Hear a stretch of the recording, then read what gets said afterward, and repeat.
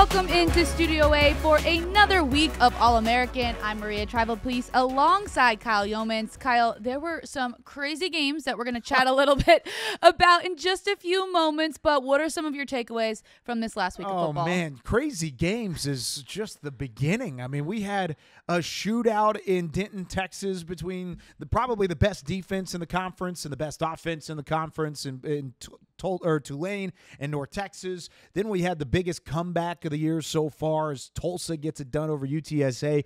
Got a couple teams that are now bowl eligible. The Tulane Green Wave getting the job done in Denton in order to get that sixth win. The conference now with 4 bowl eligible teams. And even with some notable programs off in the early parts of the week, you still got a great look at how this conference is shaking out. As we take a look at some of the American Athletic Conference standings on the football side, it's still Army pacing the way. They were off this past week. They'll be back in the fold this week, taking on Air Force in non-conference play. Navy trailing behind, now undefeated only in conference play as they fell to Notre Dame, and then they are right there with the Tulane Green Wave as they got the job done.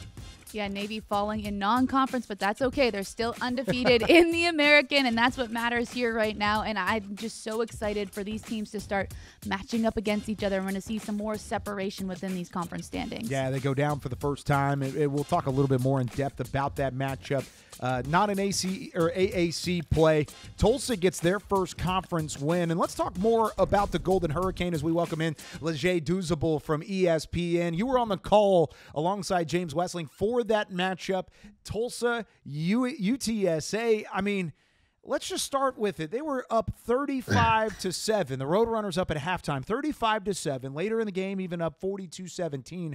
Was there a moment with you in the booth that you said, this thing's over, this thing is done, and then Tulsa comes firing back and somehow gets it done themselves?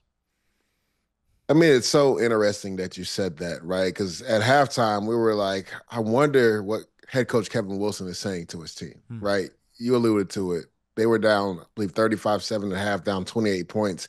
And even into the third quarter, right? They come out and score a nice pass from Cooper Legas to Bill Jackson down the seam. But then UTSA answers it right after that. Yeah. So you're like, good, is this one going to get away?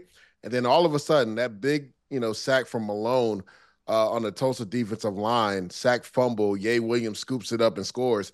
The game just flipped after that, and the Tulsa defense came alive. I had my doubts, especially at halftime, that the game was over, but that's why you love college football. I mean, what a blessing to be able to be on that call. To me, right now, that's the game of the year, not just in the American Conference, but in college football, period, just because of what Tulsa overcame, the resiliency of that team to stay together in the sure face of defeat, right, and be able to pull it back and pull off that win. What an amazing game. It really was a phenomenal game, and not only because of the outcome and the comeback and the story behind it, but because of how it happened with a backup quarterback in Cooper Legas. I call it leave it to Legas because they did. They left it to him, and they let it happen. Talk about the jolt that he provided that offense and really the rally that became because of the Cooper Legas story. What's so interesting is that Tulsa has been using all 3 of their quarterbacks. Like going back to a week before versus Temple, all 3 of their quarterbacks played. So when he came into the game, I thought it was just by script. Now, going back to the last series, Kirk Francis did take a nasty hit, and he fumbled the ball, and UTSA jumped on it, right? So in my head, I was thinking, well, maybe they're just going to give him a series or 2, and then I found out he actually was in the blue tent and most likely wouldn't return to the game. But you talked about it, Cooper Legas. When he usually comes in the game, it's for him to run the football because Tulsa has struggled running the football. They use his body frame, 6'2", 220 pounds, to kind of get the running game going. But this pass is what I talked about earlier. The one to Bill Jackson, like that was an NFL throw. Yes, he threw that before the safety could make a break on it and the backside safety could make a play on it. And that was the thing. When you look at what he did in totality, he won't blow you away by his completion percentage because I think he only completed 51% of his passes, right? But it was the big-time throws in clutch situations that made the difference for him, right? He had a few scrambles that were big to pick up first downs. 4th and 5, right? They're down, I believe, by 10. And you lean on your best player in that scenario, and that's what a veteran quarterback does. Cooper Legas played a lot of football going back to Utah State, and he figured, I have a number 1 receiver in Kamdyn Benjamin. This is the only person touching the ball right here.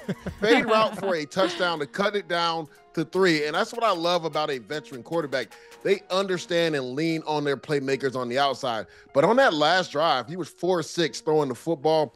Big completions to Joseph Williams and Corey Smith on a back shoulder fade. And then, again, game on the line, I'm going to my number one playmaker on a out route for a touchdown to take the lead. So poise, moxie, just gutsy by Cooper Leger coming into the game for an injured Curtis Francis to help this Golden Hurricane team have an historic comeback and a big win for them, because when you look at the way the schedule pans out, this team has a shot to become bowl eligible. Mm-hmm. You know, you kind of lead me to my next question, talking about Cam Benjamin and just the way that he performed on the weekend as well. What did you like from him, especially in those big moments? Well, we had meetings on Friday, and I asked offensive coordinator Steve Spurrier Jr., I was like, how do you get Kamdyn Benjamin more involved, right? Because going back to when I called their game versus North Texas, I believe that was 3 weeks ago, he was number 1 in the AAC in receiving yards at that time. The last couple of weeks kind of tailed off. They weren't really getting him the ball, right? That also is an issue when you're rotating quarterbacks.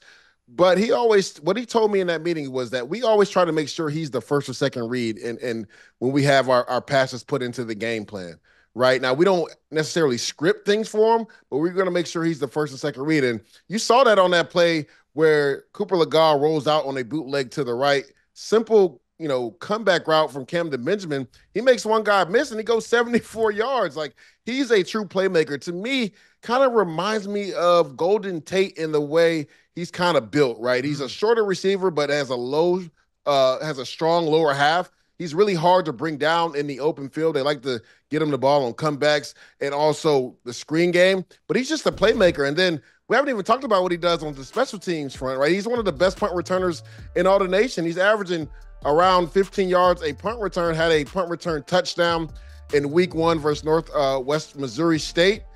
He's just a playmaker. You saw right there. That was the play I was talking about for 74-plus yards. Just a simple comeback route. He makes a defender miss. Next thing you know, he's running into the end zone for 74 yards. So he's one of the top receivers in the American Conference.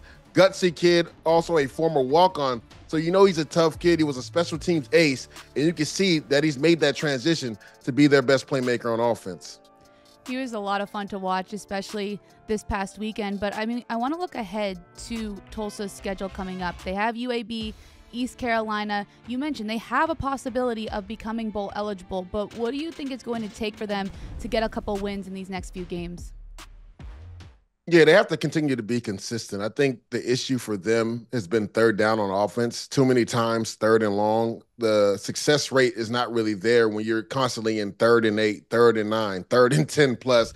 And that's what plagued them in the first quarter. And when you saw them actually have success in the 3rd and 4th quarter, they were in 3rd and manageable. That's where Cooper Legar's legs come into play, because he is so active and he's so mobile. He can pick up a few first downs with his legs, or even buy time to throw the ball down the field. On that 74-yard pass, like, he rolls out to the right on a bootleg, and he had Kamdyn Benjamin open for a while, but he waited, had patience, then found him again, and then Benjamin made the rest happen with his legs. So to me, first and foremost, they got to stop being in 3rd and long, right? On defense, right, it's the busted coverages that have hurt them as well. Like, a few times they gave up explosive plays in that first half versus UTSA. You can even say, going back to the Temple game, right? Besides 4 plays, they really kind of dominated that game on defense, but those 4 plays were super explosive, which hurt them in that game. So they have to be better in regards to not giving up the explosive plays on defense. And then on offense, you have to stay out of 3rd and long and stay ahead of the chains. And this week, of course, Tulsa and UAB. Leger will be on the call with that alongside Courtney Lyle on ESPN+. Tulsa 4-0 all-time against the Blazers. But I want to talk about UTSA a little bit here on the back end of it. You've had the opportunity to see the Roadrunners a couple times this year. What went wrong for UTSA? Because they had those big plays early. They had the ball rolling. They had a 35-7 lead, and it finally looked like Jeff Traylor's group had gotten back to what they were expected to do here in 2024. Where did it go south? It was a combination of multiple things, to be honest with you. When you look at the first half, we talk about them being up 35-7. what isn't talked about is they went for it on 4th down twice in the low red zone and got stopped. Yeah. That came back to bite them at the end of the game because if they just kick field goals there, right, they put the game away. There isn't enough time for Tulsa to come back. There's not enough significant time in that game for them to come back. And then costly penalties. Talking to Jess Lepp, their defensive coordinator, one of the key factors he gave me for the game was no dumb penalties. They had multiple personal fouls that aided in Tulsa getting first downs in that game. That's what you can't do when you want to win football games. They felt like they were on the right track in regards to not having as many penalties after the FAU game because they really did a good job not having pre-snap penalties or, after the whistle penalties. Well, they reverted back to what they were the first couple of games, and they had those post-snap penalties. They had those pre-snap penalties, which, again, allowed Tulsa to hang around and have that comeback. So that's what went wrong for them. I mean, Owen McCown had a career day. He had his best day passing in his career, right? He was unstoppable the first half, and I would even say parts of the third quarter, they had no answer for him. But the penalties is what killed them, right? Going for it on 4th down twice right before half is what killed them. But more so, it was those penalties that aided in Tulsa driving the ball down the field and scoring some touchdowns. You mentioned Owen McCown. It's another game where he's played well. I think he's kind of put the ECU game earlier in the campaign, which was probably his worst game of the year, behind him to this point, and he continues to grow. Do you feel like there's enough there with McCown in this offense for UTSA to right the ship this late in the season? I mean, they put up 45 points, right? So, their offense was cooking. It wasn't the offense fault they lost. Now, again, you would like not to go for it on 4th down. And even when Tulsa scored, there was so much time left on the clock. I'm like, that's too much time for the way Owen McCown's been playing. And sure enough, I believe they hit Houston Thomas on a 28-yard in-breaking route on the first play. And I'm like, here we go again. But Tulsa stood up, and they were able to make some plays to get their defense off the field. But you saw the double move right there by Chris Carpenter. Owen McCown was in his bag. That was the most comfortable and confident I've seen him play all year long. I thought the offensive line did a really good job protecting up front. Now, again, Tulsa's defensive line came alive a little bit in the fourth quarter, but in the first 3 quarters, look at some of these pockets Owen McCown is throwing from. Nobody is even near him. That's a touchdown pass to Dishman. And that's the thing, too, with this offense, right? They're so multiple in the way they use those big tight ends. They essentially use those tight ends as if they are 11 personnel. When I say 11 personnel, 1 back, 1 tight end, 3 receivers. They use that extra tight end when they go 12 personnel, 1 back, 2 tight ends, like an extra receiver, because they have a specific skill set, whether it's Houston Thomas, whether it's Overmeyer, whether it's Dishman. All 3 of those guys can get down the field, and they're all 6'4" or taller. So if Owen McCown just puts it up there, those guys can go up and get it. So I love what I saw from them, their offense. Their defense, I love what I saw from it the first half, not so much in the second half. Leger Douzable joining us here on All-American. Leger will be on the call, UAB and Tulsa, 2:30 Eastern, 1:30 Central Time on ESPN Plus alongside Courtney Lyle. Be sure to tune in this weekend. Leger, appreciate you as always. Safe travels, and we'll talk to you again down the line. Appreciate you guys for having me. There he goes. One of the best at what he does and continuing to cover the American Athletic Conference. And Maria, he got to cover one heck of a game. I mean, a 28-point comeback. It's the second largest comeback in Tulsa Golden Hurricane history. And we'll get to talk with Kamdyn Benjamin later in the show. I'm really excited to get him on. And I'm sure he's got some great stories to tell with how that one unfolded. But that wasn't the only great game inside the American Athletic Conference this week. No, we had another one that came down to the wire, Memphis versus Charlotte. Charlotte looked really good this week. I mean, Deshaun Purdy was something that was exciting to watch. Oh, my goodness. This one was not it was not expected to be a close game. I picked Memphis in my weekend pick'ems, and I kind of thought it would be a bigger gap.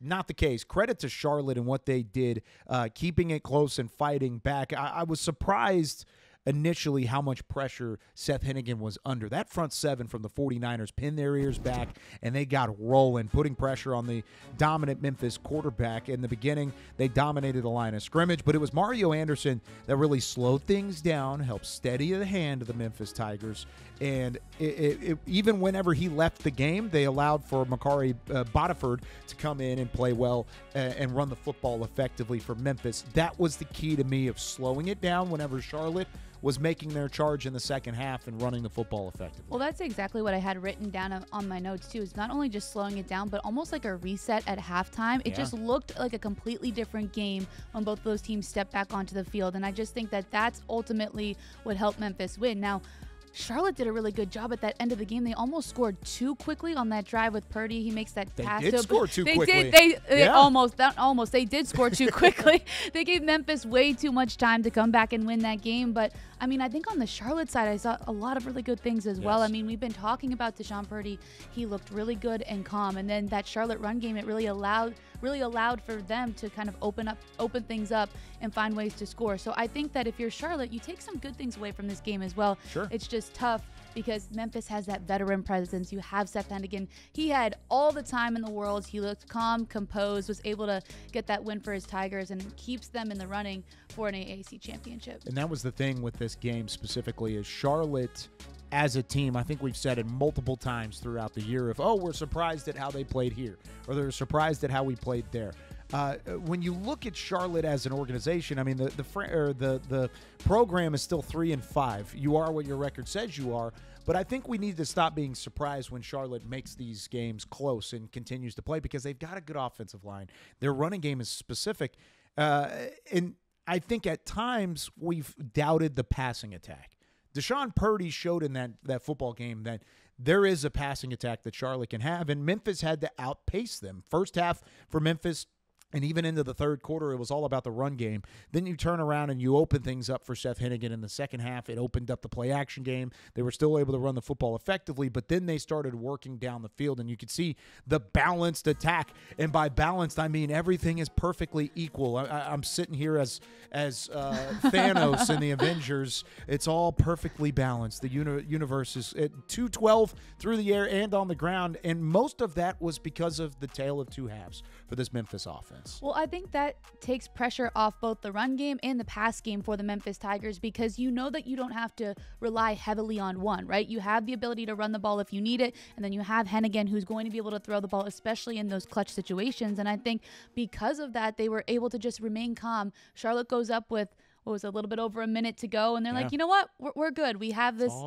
It's all good. And I think going back to what you said about us sitting here sometimes being surprised, quote unquote, about Charlotte, I think that they are just one step away from being like that Memphis team in the sense that Memphis is like that because of the veteran presence, right? You have somebody like Seth Hennigan leading that offense, and I think that Deshaun Purdy's almost there, right? He's a true freshman, and he is very calm and composed. So I think that we shouldn't be surprised about Charlotte, but I also think, man, how balanced Memphis looks. It doesn't matter where they get themselves into what situation, in what game, whenever, they're still able to find ways to win football games. And I think that's why they're in that upper part of the American right now. And what was the analogy you used a couple weeks ago where they're lurking? They're still lurking. They're making things very close, I will say. With one loss, they're receiving votes in the AP poll. They're back inside the top 25 in terms of the coaches poll. This is a dangerous Memphis Tigers team, and they've got a matchup with UTSA. Of course, this is going to be a shootout. Maybe not like what Memphis North Texas was a couple weeks ago, but not far off from that, because we just talked about Owen McCown with Leger. We talked about the UTSA offense that put up 45 points. They're starting to click. Their defense is not. And I think Memphis will put up points. I think UTSA will put up points. But UTSA, the one advantage they're going to have is by giving up the 28-point lead, by having the game that they did against Tulsa. In this matchup with Memphis, they're going to keep their foot on the gas. There's no letting up anymore from Jeff Traylor's bunch. They will continue pedal to the metal all the way up into the final whistle. While Memphis was caught off guard against the 49ers, I don't know if you can catch Memphis off guard. It's going to be a slugfest this week, Memphis UTSA. I know. I'm really excited for this one, because especially with the way that McCown's been playing, I feel like the last 3 weeks, every single time we're like, oh, he had a good game. He had a good game. And so I think he needs a win in one of those good games as well. And so I think if you're Memphis, you really have to hone in on shutting him down on that side of the ball. And I think if Memphis can play good defense, and they need to keep it clean too. I think that's where they've gotten themselves in some trouble the last couple of weeks, is they kind of what's the analogy, playing with your food a little bit. Like, I think they need to just play the way that they know how to play and not make it as close if they can help it. But again, as you said, UTSA has been showing some really good things in the last few weeks. And so if they can get that all together, this game I think is going to be a lot closer than people might think. You look at the records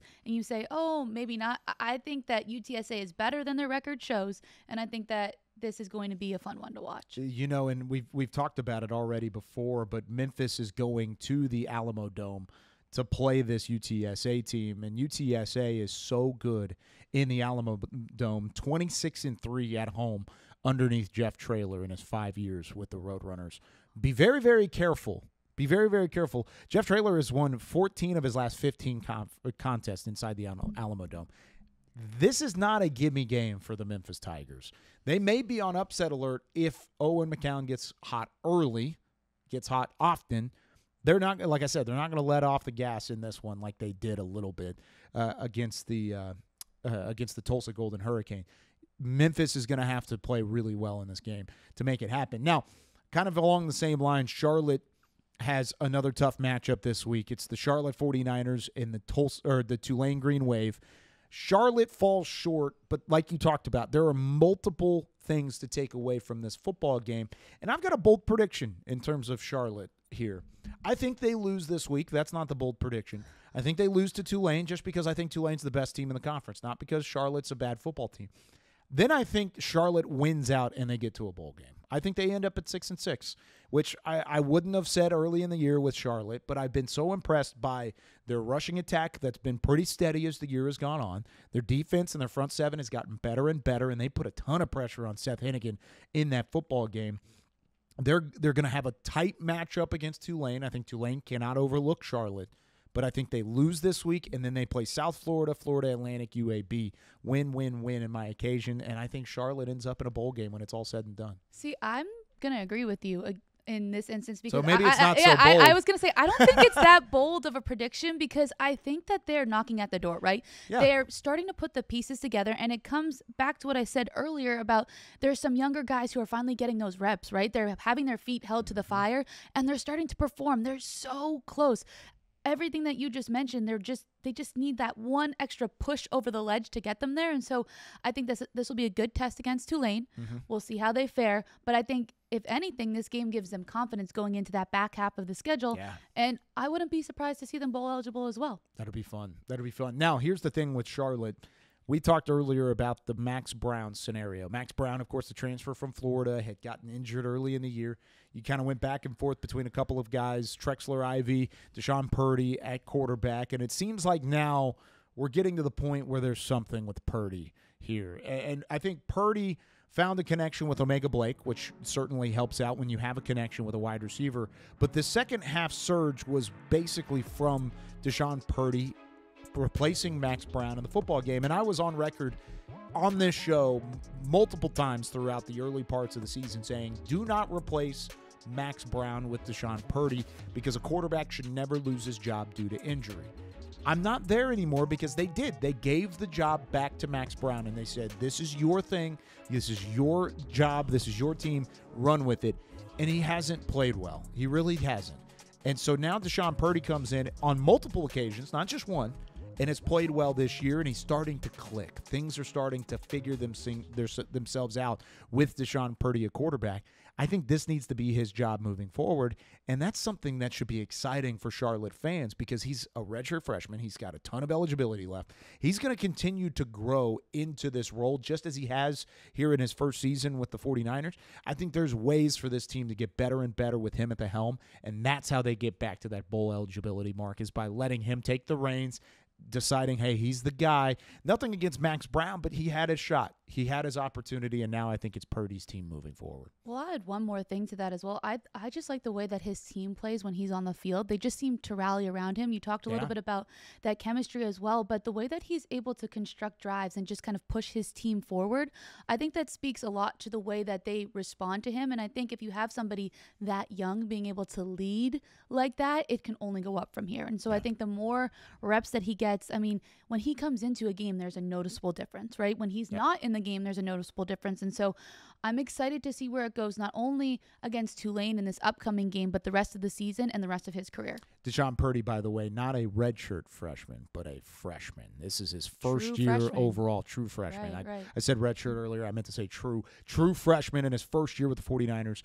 I like it. I think there's a lot to work on there from a Charlotte team, and there's something that you can kind of continue on moving into that matchup with Tulane this week. And speaking of Tulane, they topped North Texas in another shootout. No shocker. Take the over whenever you're betting for the North Texas Mean Green.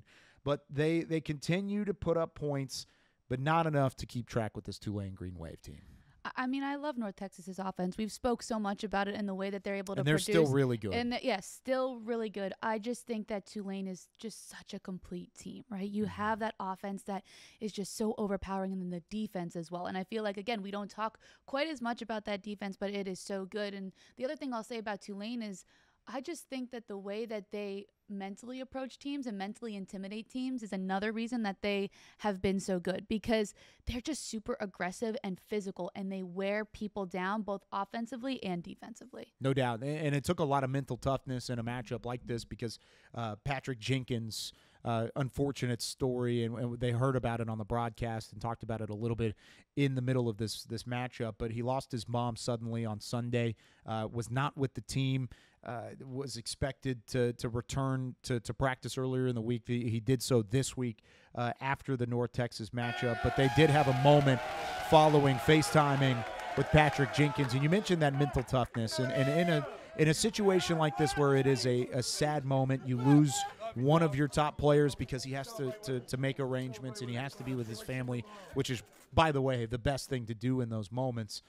It was really cool to see them rally for him. And it felt like they were playing for Patrick and for his family. And even though they may not have the connection specifically with his mother's in full, they have that connection with Patrick, and they felt that all the way through. And they played really well in the first half and challenged that North Texas offense just enough to build the lead to where it was insurmountable in the end. Well, when you see moments like this, it's bigger than football, right? And, yeah. And I think that's one thing that is so one thing that I love so much about sports is that it just has the power to bring people together. And I think that when you have really difficult moments in your life off the field, when you have teammates and brothers and a second family to support you through those really tough times, I think it becomes just so important. And I think you are playing for something in that point bigger than yourself, right? You're not just trying to go out there and beat your opponent. You're trying to fight for your teammate who can't be there with you, who's going through something really difficult. And if you can maybe be a little bit of a bright spot by, winning for him, winning for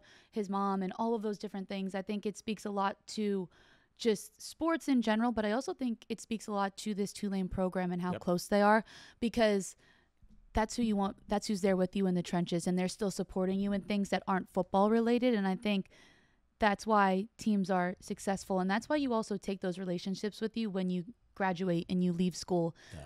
Your teammates are friends for the rest of your life. Yeah, and you can see the excitement in that video. I thought it was a special moment, and our prayers and thoughts are with, of course, Patrick Jenkins and his entire family after that passing. But you could tell there was a little extra emphasis in a game like this. And we talked about North Texas offensively. They're going to test some of the top teams in the conference, and they continue to do so.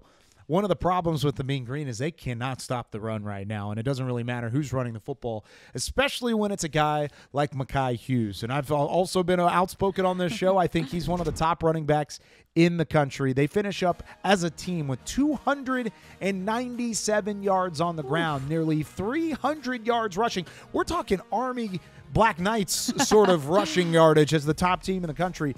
And this is why I think Hughes is one of the best in the American Athletic.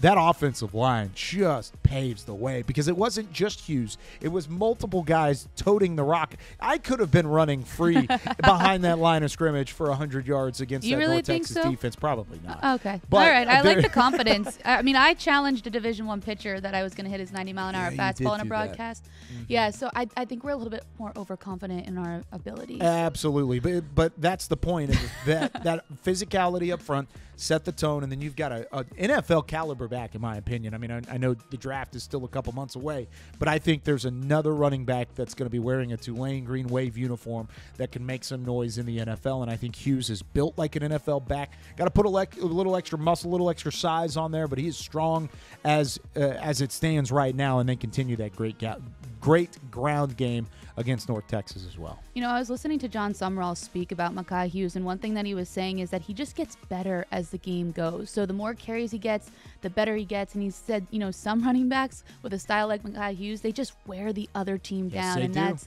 what makes him so good. And when you have somebody like that, just able to run the football, in addition to the defense that we already talked about, in addition to all the other points of emphasis that Tulane has and the great things that they do both offensively and defensively, when you have a guy like Mekhi Hughes, you give yourself a good chance to win football games. Yes, you do. And that defense is really good. They're playing Charlotte this week. We just talked about that matchup a little bit. Both teams like to run the ball. Both teams have a passing game now, especially if Deshaun Purdy is the starter for the 49ers. I expect whoever has the better day defensively, slowing down the run, is going to end up winning that football game. And I still think Tulane's defense is one of the best overall. All right, speaking of good run games and speaking of good defense, it wasn't necessarily that for the Navy midshipmen. And we gave so much props. You gave so much prop to this Navy team. I thought this was going to be one of the more entertaining games of the year. Maria. I agreed with you. And here's the thing. I think it would have been if it wasn't for this little thing called turnovers. 5 turnovers. 5 turnovers for Navy. 6 turnovers. 5 fumbles. 5 fumbles. Yeah. See, I kind of I lost count. You tried count. to forget one. I did. But here's what I will say. Navy would have loved that. They would have loved it. Here's what I will say about this game is I don't think that I think that Notre Dame is a very good football team, but I don't think that they're a beat Navy by 37 good football team. No. And what I mean by that is I still think Navy is a very, very good team. I think they're one of the best teams in the American. I also think that they just didn't show up in the moment, and I don't think that is going to be exemplary for the rest of the season. I think that this game becomes a turning point. Okay, so I think that the lights were maybe a little bit bright. I think that Navy just didn't play Navy football, and I think if they would have, this game would have been close. I'm not saying they would have definitely won, but I think it would have been the game that we thought it was going to be. I'm going on a little bit of a tangent here, but I just really believe that, like, this is where they kind of figure out what went wrong, and the next time that they're playing in a game with the big lights and the big moments, they don't have 6 turnovers. Well, you look at really how this one finished out. It was 51-14 final, number 12 Notre Dame. The midshipmen, you talk about not playing Navy football. They had not lost a fumble all season. They lost 5. That led to 28 points off of turnovers for the Irish.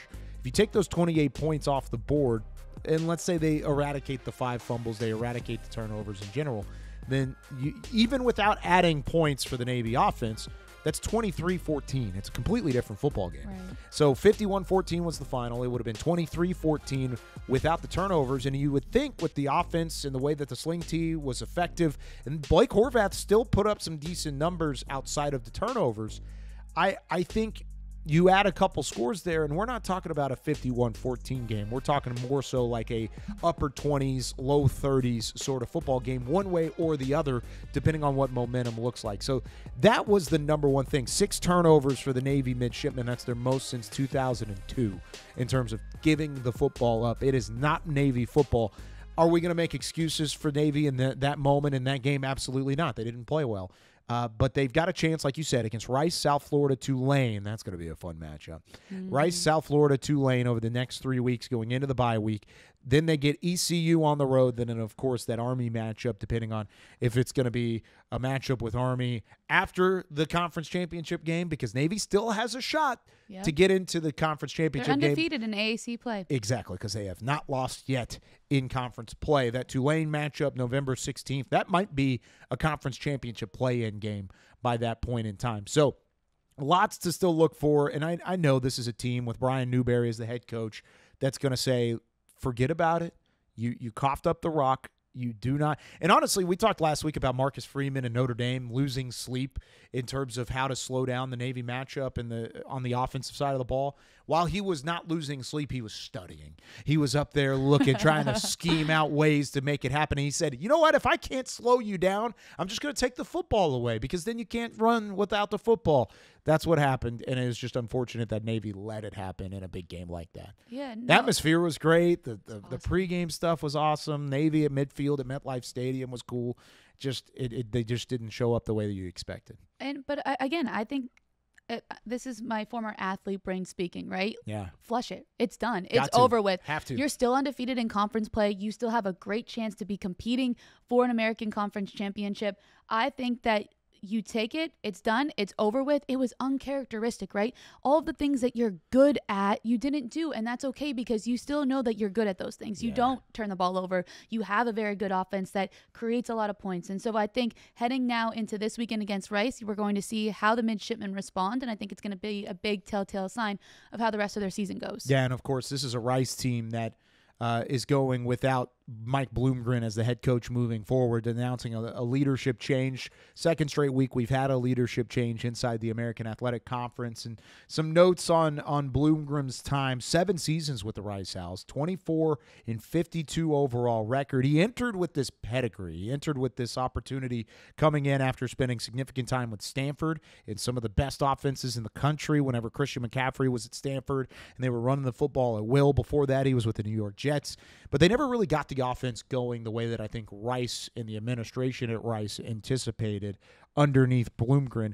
Best quarterback he really had there was A.J. Padgett, who played some significant snaps with the Rice Owls. But then you also had a weapon like Luke McCaffrey, who played for Rice throughout his entire collegiate career. And while he was good, he wasn't necessarily a complete game changer and a difference maker because they went to 2 bowl games, both of which ended up in losing seasons.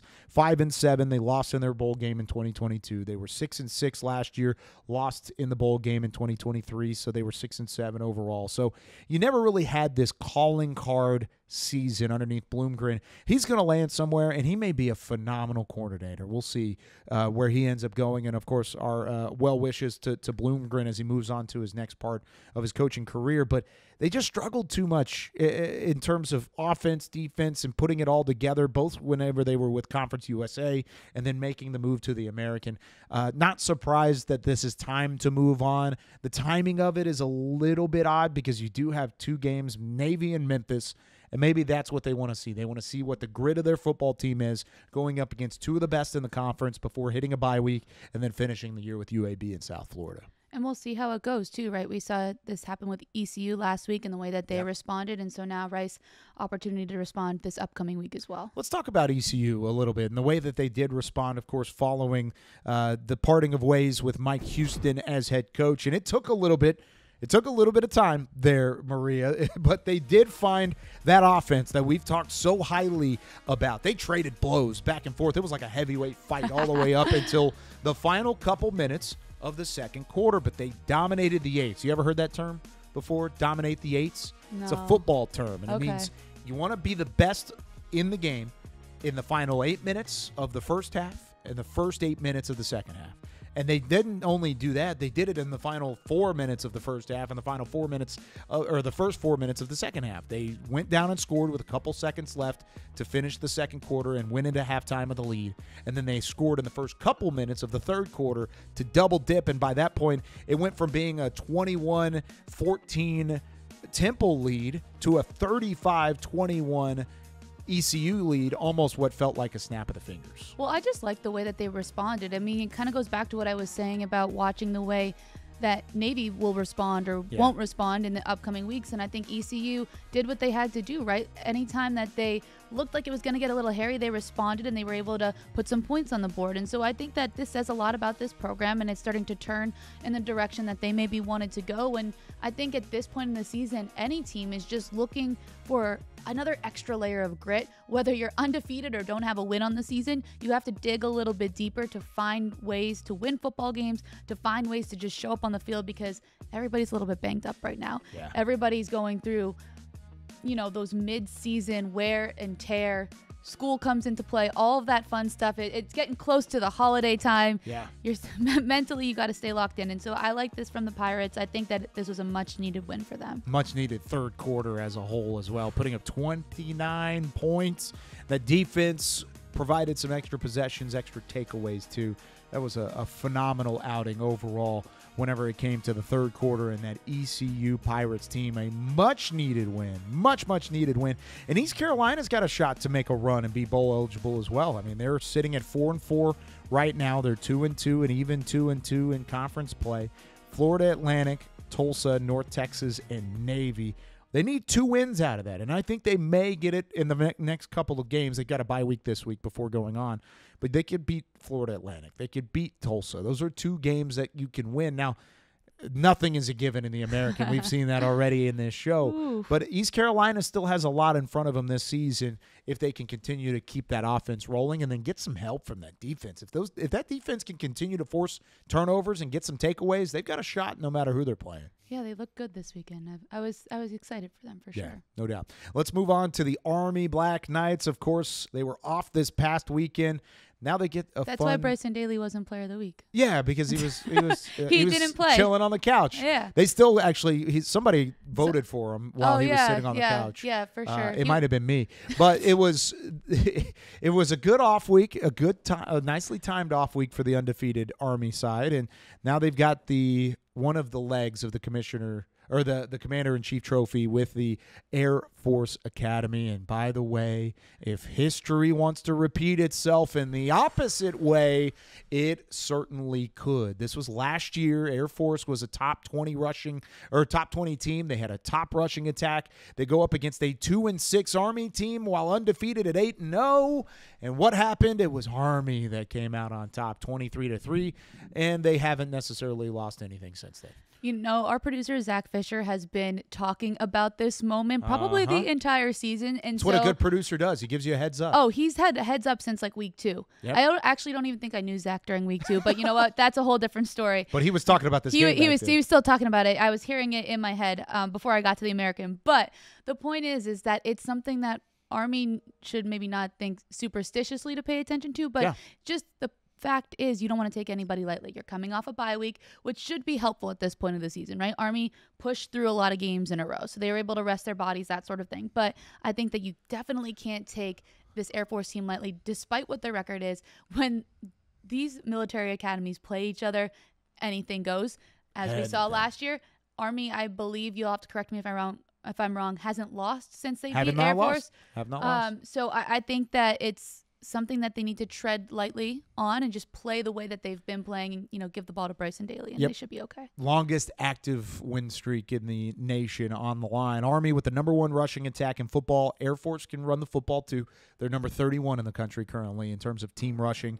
Army is number 8 defensively, and that's where there's a discrepancy whenever it comes to the yards allowed per game, just over 281 yards per game. But then Air Force allows 381 yards per game, almost 100 more on the opposite side. And this Air Force team, number 83 defensively in the country. Army's going to have an opportunity to put up some numbers whenever it comes to the ground game, and I expect Army to take care of business. I don't think they get caught off guard because they were the ones doing the catching off guard last year in a very similar situation. I agree with you. I think they're going to be very locked in. I think that they know where they stand currently, not only in the American, but also on a national stage.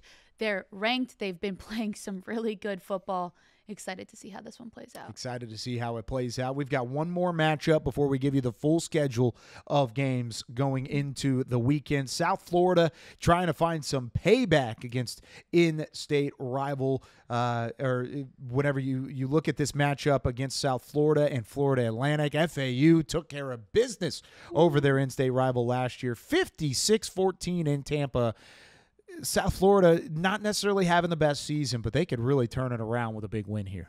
It was funny when I talked with Alex Golish a few weeks ago. He actually mentioned how they don't forget about that loss against Florida Atlantic. They keep the receipts. No, they do. And he was just speaking about how you can't really take anyone lightly. He was referencing when UAB was coming in to play them 2 weeks ago. And he was like, look, last year, Florida Atlantic just embarrassed us, and that's a good learning lesson for our guys. So I think that's always at the forefront of their minds. They know what happened, right? And so they don't want to repeat that history as well. South Florida just still trying to figure it out offensively, but they did get that victory against UAB. So I think that's a good step in the right direction to, get them where they want to be. Yeah, you talk about the 35-25 win over UAB, and then you put in the fact that Byron Brown has an extra week to get healthy coming off of the bye week, and his status still kind of up in the air. I guarantee they're trying to play it close to the chest. They're just trying to keep it gamesmanship wise for USF. But this is a Florida Atlantic team that's lost some games recently that they're a little upset about because they've had shots in games against bigger opponents these last few weeks, and they haven't been able to close. So I'm excited for this one. This might be my game of the week just because of how closely contested and how this is going to start feeling like a rivalry in this conference. Of course, South Florida has been in the American for a couple of years. FAU only in year number 2 with the league. This is going to continue to grow into a rivalry down in the Sunshine State, and I'm excited to see it continue to grow as the years go on. Yeah, I mean, you love a good in-state rivalry. We love it within conference play as well. That makes better. Even better. I mean, maybe we'll have some petty tweets next week. Sweet. I would like love it. that. That sounds fun. But before we see the petty tweets, we're going to have to take a look at the schedule for this upcoming week because we have some teams in action and ones that you're going to want to pay attention to. Yeah, these are all great games. We previewed a couple of these. ECU, North Texas, Temple are the teams that are off this week. These are the teams that are in action. We just talked about South Florida and Florida Atlantic. Be sure to pay attention to that one on the right side of the screen. That one's going to be a fun one. What other game on this list are you looking at? Oh, Tulane and Charlotte, I know we talked about it. I mean, I'm just excited about all of them because I know that's such a generic answer. That's like coach speak when you ask me which one is the most exciting. All of them. But I think it's the point of the season where literally anything can happen. And so I just want to be tuned in. I want to be surprised like I was this last weekend where I, went into halftime of a game and thinking one team was going to win, and I come out seeing a completely different score. And I think that's what makes college football so much fun. You heard Leger say it. And so tune into all of the American games this week. It's a good one to talk about. And, of course, we've got one of the heroes. We mentioned it earlier. Tulsa trying to keep that momentum rocking. And one of the guys that gave them the momentum is joining us now. Leger back to pass. Has a man open. It's caught. It's a touchdown.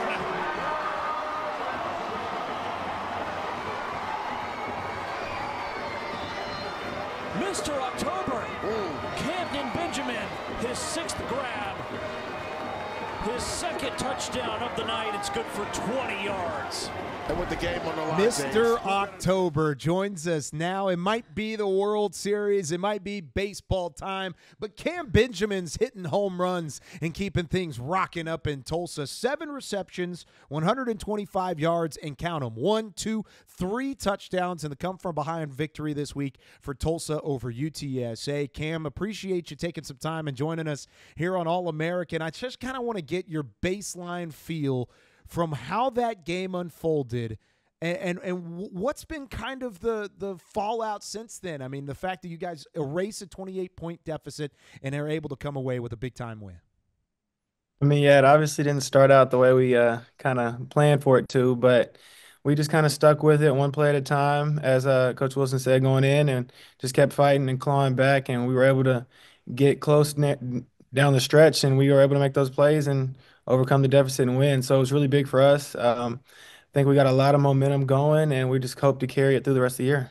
I love the fact that you said you carried the momentum rolling and it's not over yet. You got a long season still to keep on rocking. But what did you see in that second half that helped change the tide, help switch things into your favor and build momentum with that offense? I think the biggest thing for us is obviously we were just making the play.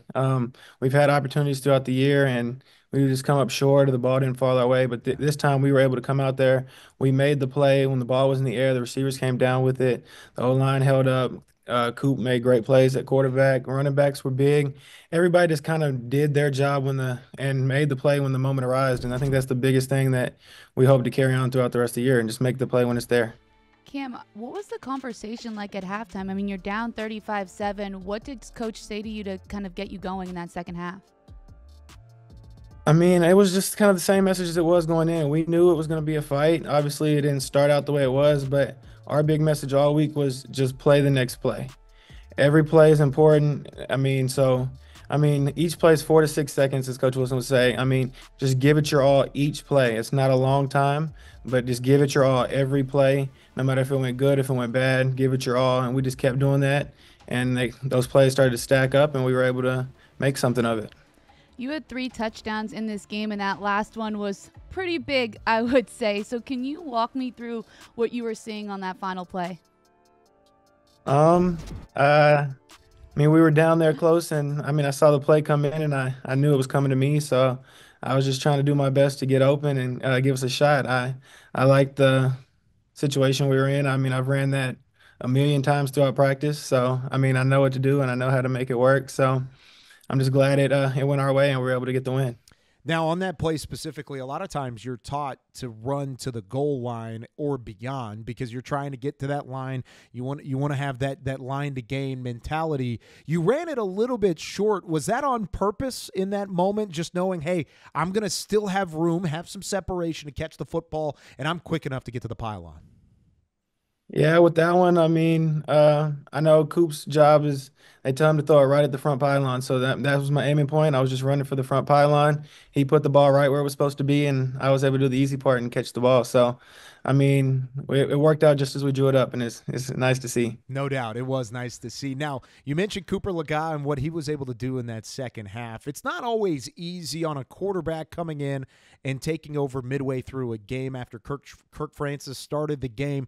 He's kind of been the guy on and off the last couple of years, but speak to what it does from a receiver standpoint, because as tough as it is on a quarterback, as a receiver, you have to make adjustments with a new guy throwing you the football. What adjustments did you have to make in order to be successful with Lega at quarterback? I think we do a good job just in general, the coaching staff and the players as a whole. All throughout the week, we work our timing with all quarterbacks. So we have Cardi, we have Coop, we have Kirk. All the receivers get timing down with all of them. They all get reps with each of us, first team reps, second team reps. We do a great job of rotating throughout practice and kind of just the flow of a game just in practice. So when situations like this arise, we're ready for them, and it's nothing that we haven't seen before or that we haven't practiced. So I think that's great on our part, or our coaching's part, of having us in this position where we were ready and able to just execute when it happened. Cam, I saw an interview that you did, and you said that you just thought it was the belief that you can always do it. You and your team just always figure out a way to have success. When it was getting into those later moments and you were pushing for that comeback, when did you realize, oh my goodness, yes, we can actually win this game? I don't know if there was ever just a exact moment throughout the game. Obviously, the deficit was kind of big for a long time, but it just slowly got smaller and smaller, and each step we just kept trying to, this drive, let's go score. Let's get another stop. Let's drive and go score. Get another stop, and we kept doing it, and it just slowly got smaller and smaller, and we gave ourselves a chance on that last drive to just go make something happen. And I think that was the biggest thing, just sticking to the plan and executing it. Now, your journey isn't necessarily what a wide receiver one and a Division I program's journey has always been. You come from a big-time program, Cedar Hill Longhorns down in Dallas, and the fact that Texas high school football reigns supreme. You've had some great head coaches along the way, but you walk on at the University of Tulsa. You go to Tulsa as a walk-on. You earn your spot on special teams. You work off of special teams into the starting lineup, and then you never really look your way back. How rewarding was this moment for you, knowing the journey that you've walked and the path that you've walked to finally get here and be not only a wide receiver number one, but have the game that you did in a big-time way? It's amazing. It's obviously things you dream of doing when you're young and stuff like that. So, it has definitely been a journey. I cherish every moment of it. I've met a lot of people along the way that have pushed me and made me into the receiver I am today. And I'm glad to see it all unfold the way it has, and I wouldn't change it for anything. Well, I'll tell you what, just from last year into this year, I got to watch your film quite a bit last year, calling a couple games of Tulsa, and you're one of my favorites to watch. I think you're an under-the-radar type of playmaker, and it's starting to not be under the radar nearly as much. You're starting to be on the radar more and more. But what's next for you and this Tulsa team? I know you guys got another big-time matchup coming up, but what is the goal moving forward for the Golden Hurricane? Our big thing right now is just to carry over the momentum that we had at the end of this game into the rest of the season.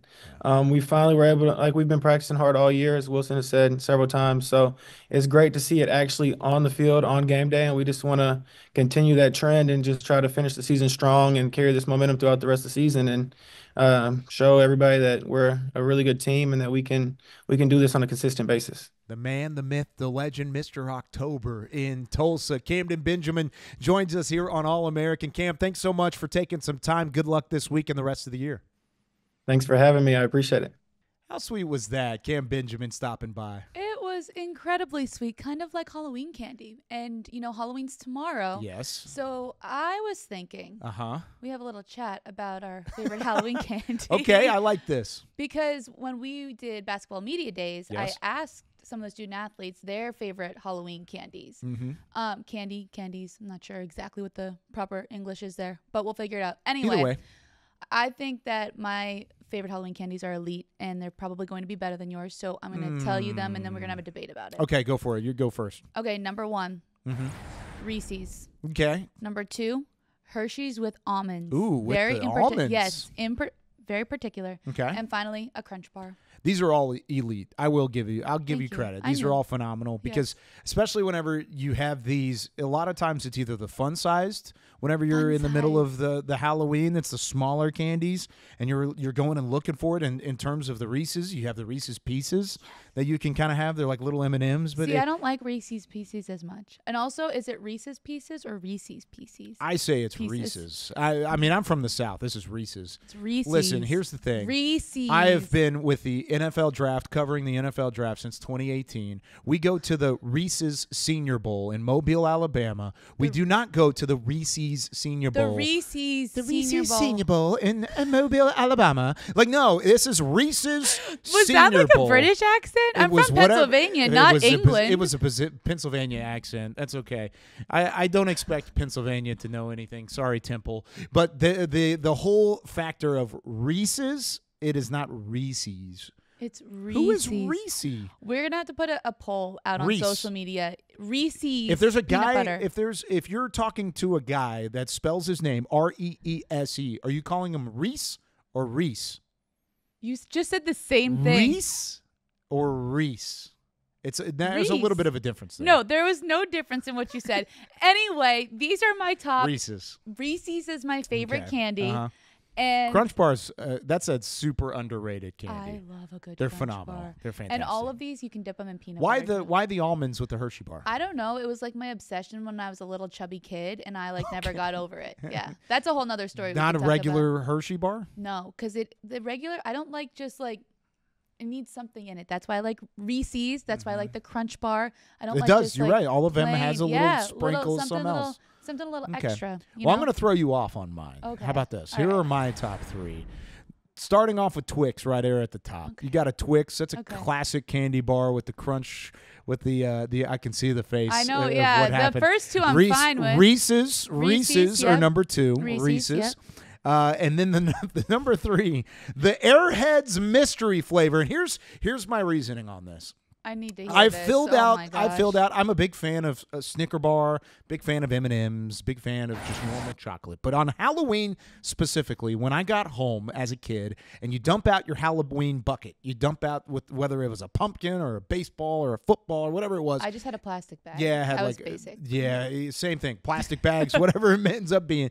You dump it out on the floor and you start sorting through it. What were the first things you went to grab? Reese's. One of the first things I went to grab was to see if I had an Airhead mystery flavor, where it's a silver package, you open it up and it's a white Airhead, and you don't really know what the mystery flavor is, but I always looked for that silver package. But it's not my favorite. I'm a chocolate guy. I like chocolate a lot. Okay. It wasn't number 1, Okay. but I thought it had to be on the list because I remember distinctly as like a 10, 12-year-old kid looking down and saying, I want my Reese's mystery flavor. Where is it? And Your sorting through it. Reese's mystery flavor. Or sorry, Airheads mystery flavor.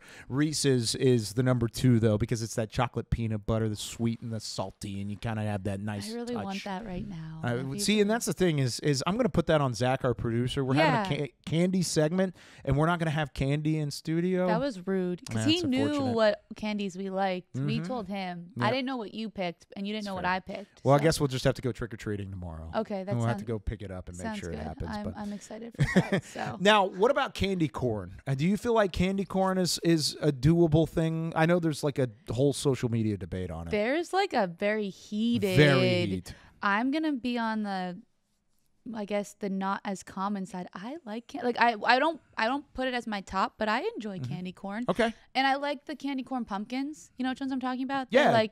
I like regular candy corn the best. I'll even have like the chocolate candy corn sometimes, but like I'm not opposed to it. Like I will definitely eat candy corn. And I know that is such a hot take for some people. They're like, "Oh my gosh, it's like you like murdered someone." But no, I just like, oh, you are one of those people. No. Let me. Zach, can you take my one shot here for a second? Can you take my one shot just for 1 second? Thank you very much. I appreciate this. Gosh. Listen here. If you're one of those people that Maria just talked about that like candy corn, that's great. If you're one of those people that like to talk bad about candy corn and say that it's a wax that you can eat and it's just basically eating wax, you're crazy. Candy corn is delicious. Candy corn is fantastic. And I resent every one of you who hate candy corn and speak so openly about hating candy corn. It is a common theme around this time of year that candy corn is elevated in its process. Is it the best candy out there? No, it's not. But is it enjoyable? Absolutely. Stop hating on candy corn. Stop the candy corn hate. We are in 2024. People can like what they like. I like candy corn, and I'm not afraid to say it. Did we just agree on something? Yeah, finally. Oh my goodness. When you moved the table, I was like, oh my goodness, I'm going to get take a stand for you. Oh my goodness, yeah. I appreciate that. I didn't know we were that close of friends already. This is amazing. We're working into it. Yeah, for we're sure. slowly Don't getting always there. expect it. Okay, I won't. But you know what? I appreciate that you took my side on this one. Yeah, candy corn is fantastic. It's not the best. Yeah. And it's not supposed to be the best. If it was supposed to be the best, they would like drizzle it in chocolate and they do all these different things to it. No, candy corn is just a simplistic, traditional candy corn. And yet it's been around for a long time and for a long time for a reason. It's good. Thank you, candy corn, for your services. All right, time now to get into our top plays of the week here on All-American. We're going to start things off on the gridiron. We love ourselves some kick returns on this show. We've had a couple of them throughout the year. UConn had dominated the Rice Owls offense early in this football game, but then into the fourth quarter, Rice needed a jolt of energy. They needed a catalyst. In comes Quentin Jackson, finds a seam down the right sideline, and then after breaking a tackle, he turns on the Jets at the 50. Those 50 yards went by real quick after that. Jackson to the house for the 100-yard kick return on CBS Sports Network. You know, when I was watching that game, they mentioned that he played baseball and he led Texas, I think, in stolen bases. You'll have to quote me on that. So using that base stealing speed on the football field, I love a good baseball, softball reference anytime I could throw it in there. See, and I love two-sport athletes because a lot of people nowadays in youth sports, they don't like their kids playing both sports. I think being a dual sport athlete, and I can tell you from all the pro scouts and the people that are higher up and looking to add people to their franchise or whatever organization they're a part of, they love seeing multi-sport athletes. Quentin Jackson, good on you for taking this 100 yards to the house, making things happen for the Rice Owls. So multi-sport athletes, and then our next top play has to do with an endurance sport athlete. And yes, I am counting tennis as an endurance sport because if you have ever seen a tennis match, oh my goodness, including this one, it went almost 3 hours, Kyle. Divna Rakovic of Rice walks away as the women's singles champion. That's a mouthful for sure. And her entire performance was just amazing. She was exhausted when she came off, but she goes away an American Conference champion. Well-deserved, Divna. Some of those tennis rallies where it's just back and forth and back and forth, and the fact that you have to go literal, sometimes hours on end going back and forth. This wasn't necessarily an hour long, but it was a heated battle all the way through. Congratulations. That's awesome, and it's definitely worthy of a top play here on All-American. Moving in to number 3, we love ourselves some record-breaking touchdowns, but what about a record-breaking game-winning touchdown from Seth Hennigan, his 91st touchdown pass of his his illustrious Memphis career, goes for a game winner in the final seconds against Charlotte at home. The 49ers gave Memphis everything and more in this football game. Had a chance to win it late. No, they didn't. They have Seth Hennigan on the Memphis sideline, and he puts an absolute dot into the back of the end zone. Caught for the touchdown, number 91 of his career, and this would, of course, ends up in a big fat W for the Memphis Tigers. Game-winning, record-setting, so many adjectives to describe that play right there, and that's why it's on our top plays. We're going to move from the football field, though, over to the soccer pitch. Some North Texas women's soccer. I know you're a big North Texas fan, Kyle, but how about this save right here from Hicks Bishop? Look at the elevation on that. Oh, my goodness, I was fired up when I was watching that on social media. Well, and this is, of course, a Memphis Tigers team that's ranked inside the top 20 in the women's soccer poll. Hicks Bishop is a freshman, one of the top goalkeepers, actually the number 3 goalkeeper in the recruiting class last year. John Hedlund goes out and gets her. Maddie Ogden has been the goalkeeper for North Texas all year long. Transfer from Colorado State. She's been tremendous. She's been on our top 5 plays before on All-American. Bishop has been inserted in goal these last couple of weeks, and you can already see why she's one of the top goalkeepers in the country. Credit to John Hedlund for making the switch, and they ended up in a draw in this game against one of the top teams in the country. Yeah, great performance from North Texas, and I just really love the competitiveness from both teams, and again, deserving of a top play. Very deserving, but we've got ourselves a drive on top plays to cap things off. 90 yards to go, 2-minute drill, and Tulsa trying to complete a 28-point come-from-behind victory against UTSA. How did they cap it off? They cap it off by leaving it to Leger in the end zone. He finds Kamdyn Benjamin on the front pylon. Touchdown, Golden Hurricane, and they win it 46-45. They didn't even need the 2-minute drill. They needed just 1 minute to go 90 yards down the field and score yet again. The backup quarterback, Cooper Leger, gets the job done. I absolutely love it from the Tulsa Golden Hurricane. Devastating for UTSA. Jeff Traylor's bunch has a lot going on, but that Hurricane deserved the win in the way that they came from behind and did not give up. Once down 42-17 in that football game, no problem. You couldn't write a better sports movie right there with that script. The backup quarterback coming in, 92-yard drive to end it, battling back from being down 35-7 at the half. Oh my goodness, that was a lot of fun to watch. Unbelievable from the Tulsa Golden Hurricanes. Second largest come from behind victory in school history, and it was an entertaining one to watch. So much fun this week here on All-American. But before we go, this has been an All-American with some heavy hearts because, of course, at the University of South Florida, we saw the passing of Amir-Abdur Rahim, the head coach of men's basketball for the Bulls. And not only was he an incredible basketball coach, Maria, but he was an incredible man, gone far too soon. And really a sad day, sad year, sad story all the way through with Abdur Rahim. And I've got a story I'll share here in a moment. But first, just kind of your thoughts on everything that's come out since then. Yeah, I think you can see the kind of man he was, not just basketball coach, not just person, but the way that everybody has been responding on social media, his players, his former players, coaches from not only within the American, but from conferences across the country, just the impact that he had, not in the wins and loss columns, right, but the impact that he had on human beings and just the way that he helped people and cared about people and what he stood for. So I know all of our thoughts and prayers go out to the South Florida community, his family, his loved ones. Just very, very sad news out of Tampa. It really was. It was a shocker whenever it happened, and I've gotten to know the Abdur Rahim family the last couple of years. Sharif, his brother, he's actually, by the way, they're one of 13 siblings. They have 13 siblings within their family. His brother Sharif, who of course played pro basketball as well, played at Cal, is the president of the G League, and so my wife and I both work for the Texas Legends, and we've kind of gotten to know Sharif a little bit. Well, when Amir-Abdur Rahim started doing games with or coaching for the University of South Florida, I was doing games with ESPN and calling some college basketball.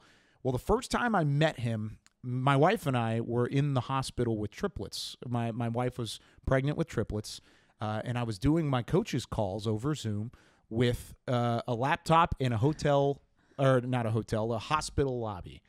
And Amir looked at it and said, "Hey, are you in a hospital right now?" He noticed it in the background. I didn't have the fancy Zoom that fuzzed out the back. And I was like, yeah. I was like, my wife's pregnant with triplets. We're in the hospital. She's got a little bit of high blood pressure. And the rest of the interview wasn't about South Florida and whoever they were playing there. I think it was North Texas for that game.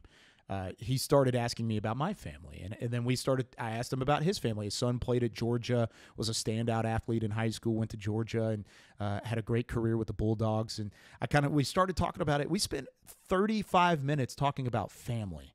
And that just, I think, all encompasses the type of man he was. He was a phenomenal basketball coach. This is a team that won the regular season title in the American last year and was not supposed to. As a head coach, he comes in, redoes the culture at South Florida, and he does it with a family environment and a family atmosphere. So just when seeing that was the first story that came to mind, was when he was so all-encompassed with what was going on in my world, in my family's world. It took over everything with basketball. And I think that's the same thing he had with his players and the connection he had with them and the entire basketball community. I talked with Doug Gottlieb, who's, of course, a CBS sports analyst. He does some broadcasting in college basketball. And then also now a head coach in Green Bay. He said Amir was one of the reasons he got back into coaching outside of the media world and back into coaching at the University of Green Bay. So the impact is felt all the way across the country, whether it was Tampa or Dallas, Texas with me, or Doug Gottlieb up in Wisconsin now. It's felt all over the country, and he will certainly be missed. But I think one of the best things I saw on social media this week was the response from the South Florida community, not only as a university and a basketball program, but all-encompassing. And I will leave you here on This Week of All-American. Appreciate you joining us as always, but we leave you with some of the sights and sounds and a tribute to Amir-Abdur Rahim. Coach, it's an honor. Your personality, your character, your competence, your passion is so easy to see the first time that someone meets you. What an amazing opportunity it is to be your head coach. I view the responsibility that comes with being the head coach here as a privilege. As your head coach, I will represent this university, this program, and this community at the highest level. I promise it will not be a day you'll be cheated with me as your head coach. Let's give it up for Coach Amir in his first minute. They gave this to me. I'm giving it right back to them. All right, because without their leadership, without their vision, and believing in what I see and what I saw, we could become here in South Florida. All right, I wouldn't be here. So this ball is you guys. Just so you know, he gon' cramp with this tempo. This ain't the same old South Florida, my brother. So you better get them electrolytes ready. Bulls Nation, Bulls Nation, Bulls Nation, Bulls Nation. Get hype. And I hope your day is off to a great start. If it's not about what happens, but how you respond. Thank you for believing in our vision for USF basketball.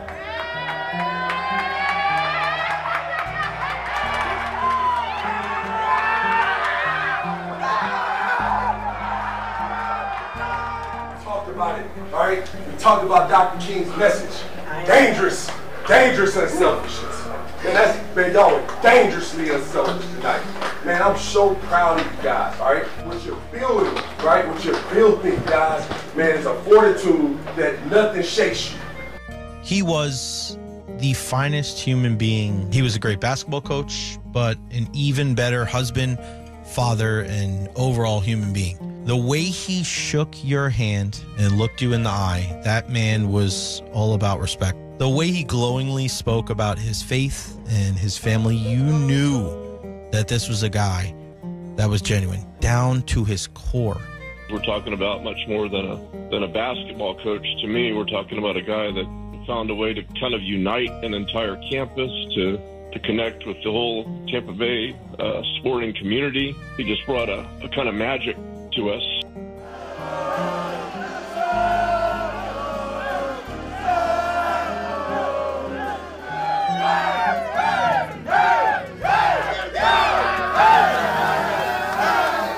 To God be the glory, guys. To God be the glory, okay? Because only He can give us that type of dangerous unselfishness that's been built this year. Guys, you history makers. The first time it's ever been done, guys. Ever.